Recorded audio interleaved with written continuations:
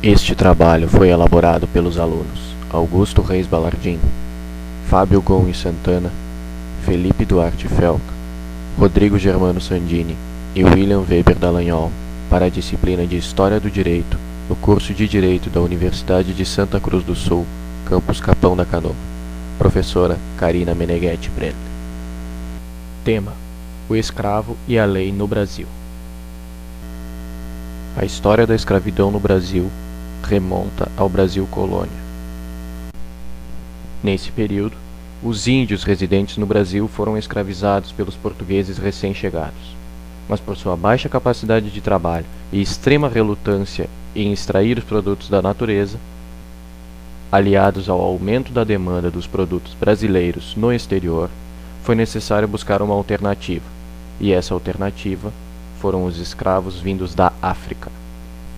Inicialmente empregados somente na produção de cana-de-açúcar, logo também passaram a ser colocados nas minas.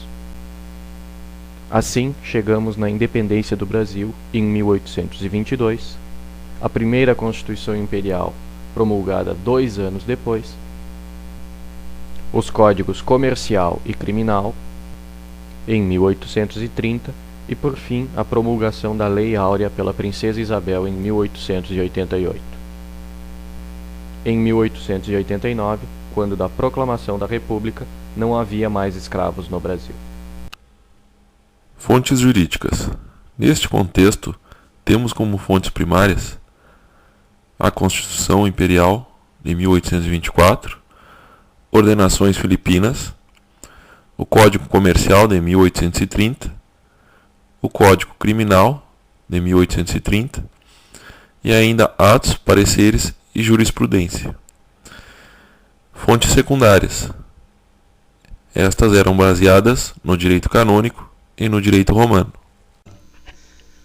Agora eu vou falar um pouco sobre a origem da condição de escravo.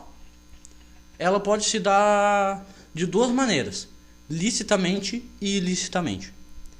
Licitamente, ela se dá nos casos previstos em lei, que seria o comércio justo do escravo, no qual comercializariam o sujeito, e este teria prévio registro. Se daria também através de descendência, pois todo filho de escravo seria também considerado um escravo, e legalmente se originava a condição de escravo através do contrabando, que era a comercialização do escravo sem este estar registrado pelo Estado. Quanto ao término da condição de escravo, o escravo podia deixar de sê-lo de 3 maneiras: mediante alforria, que seria a libertação do escravo concedida pelo seu senhor, nos casos previstos em lei, pois durante o tempo de escravidão surgiram várias leis que determinavam certas condições para que o escravo fosse liberado. E, logicamente, através de sua morte. A alforria, também denominada manumissão, era concedida de maneira expressa e solene, a famosa Carta de Alforria. Esta poderia ser concedida inter vivos, ou seja, enquanto o senhor e o escravo ainda estivessem vivos, ou mortis causa, deixando a libertação do escravo como condição prevista no testamento do senhor. Dentre suas causas de nulidade constavam a falsidade, ou seja, a forja da carta de alforria, os vícios da vontade, como a coação, a incapacidade do manumissor, ainda na menoridade, a sucessão em prejuízo dos herdeiros e a fraude contra credores. Da libertação legal. O escravo poderia constituir uma união de fato, mas se o senhor quisesse desposar uma escrava, o casamento a tornaria livre, porque segundo preceitos do direito romano, é inaceitável que uma pessoa escravize seu próprio cônjuge. O mesmo ocorria nas questões de parentesco. Era ilegal manter escravos pertencentes à mesma família. Sobre o enjeitamento ou abandono, também acontecia.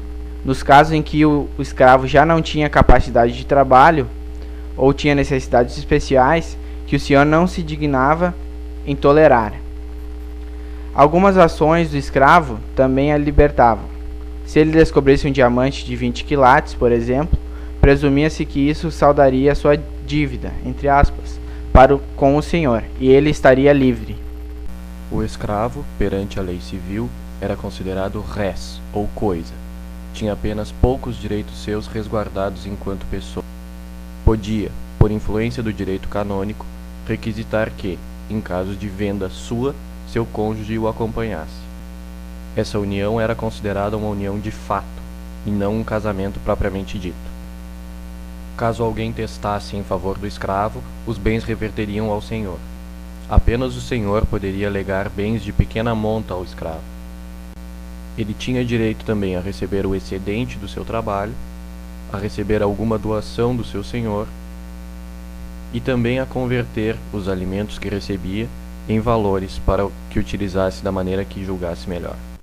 Ainda sobre o papel do escravo perante a lei civil. O escravo poderia ser penhorado ou até mesmo hipotecado, ou seja, dado em garantia sobre algum bem do seu senhor.